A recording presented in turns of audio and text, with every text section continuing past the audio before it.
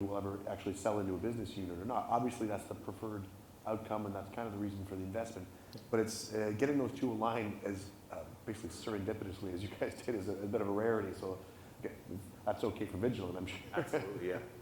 So we'll give the audience one more chance to walk up to the mics as we wrap up here and make our way towards lunch. So what's in the future for well, I'm going to ask you both, I guess, separate. So for Vigilant with respect to partnering with telcos, what are your next steps to broadening your telco sales channels? Yeah, no, that's a good question.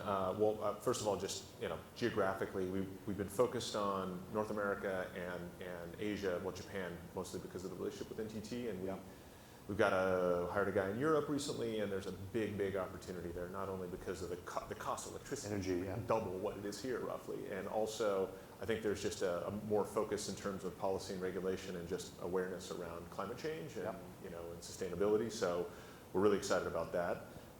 But I think from the thing that I'm most excited about in the near term, and it's a sort of great example of the partnership we've got with Telus is, we collect all of this data to make these optimization decisions that the machine makes. And what we've found is that there's a whole bunch of other really interesting information in that data. Oh, really? That can help us actually predict when something bad is going to happen. So we can predict when a room is likely to have a high temperature event, or even when down to the rack level when there's going to be something bad happening. And we had talked with Lloyd Switzer at Telus 6 months ago about it. And he's sort of like, hey, we're thinking about going down this path. And he said, come back to me, prove to me that you can reduce risk in my mission critical, and I'm interested. So you can, from below the floor, you can start saying, hey, you guys might want to check server number, rack number 5. There's something going on there. Right. Well, we're not all below the floor. So we have but yeah, from all this data that we're collecting, we have some pretty interesting insights into what when a risky event is likely to happen, and be able to alert the operator ahead of that. So we actually just met a couple weeks ago again, and we're moving forward towards a pilot now with Telus. So this is the kind of thing that I think for a small company, when you've got that kind of feedback and openness, it's extremely helpful. Great. Hitoshi, what's kind of in the road ahead for you with respect to what you do, this energy savings in data centers? What are some of the things that you're looking at in the next little bit? I think similar to what I talked about earlier, it's just because I wear two hats.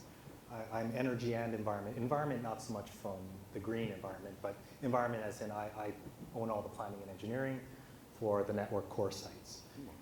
So it's space, power, cooling. So from my perspective, the energy and the environment aspects are kind of dovetailed, right? So every bit of energy waste that I can eliminate, it's some capacity that I'm freeing up.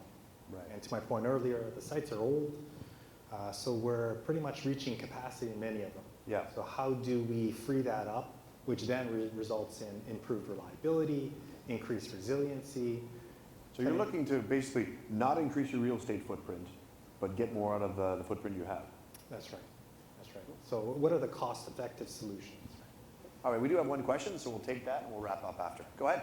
Yeah, hi, I'm Karthik Ranjan from ARM. So this is a very great application of IoT inside a carrier application. One question I have is, obviously you're there detecting faults or potential hazards which could come up. What happens if your sensor fails and it stops cooling when it actually needs to be cooling on high? Where does the liability fall there? Is the liability on the carrier, or do you guys take the liability? How does that work? Well, no, that's a great question. We alluded to that earlier. What we've done is design into the system fail-safes at every possible point of failure, because mechanical stuff will fail unequivocally. Hardware will fail. So you got to plan for that. So essentially, what happens is if something fails, the default is back to full cooling. So we're never in a situation where our failure is creating a bad event for Telus. We lose some of the energy efficiency, but right. Yeah.